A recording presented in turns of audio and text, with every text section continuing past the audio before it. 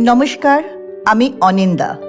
আমার আজকের কবিতা কবিগুরু রবীন্দ্রনাথ ঠাকুরের খেয়া কাব্যগ্রন্থের প্রভাতে। প্রকৃতিকে কি অসাধারণভাবে অনুধাবন করেছেন কবি এই কবিতাতে। শুনুন প্রভাতে আমার কণ্ঠে। এক রজনীর বরষণে শুধু কেমন করে আমার ঘরের সরোবর আজি উঠেছে ভোরে। নয়ন মেলিয়া দেখিলাম ওই ঘন নীল জল করে থই থই। কুল কোথায়ের তল মেলে কই কহ গো মোরে।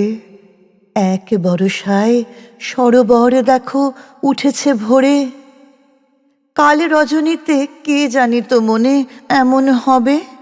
ঝড়ো ঝড়ো বাড়ি তিমির নিশীথে ঝরিল যবে।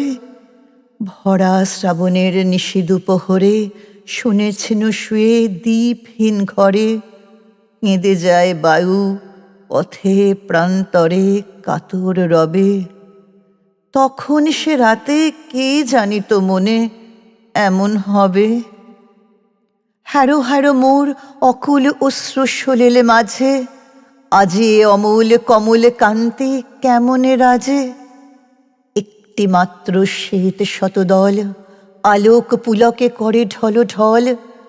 কখন ফুটিল বল মোরে বল এমন সাজে। আমার অতল অশ্রুসাগর সলিল মাঝে।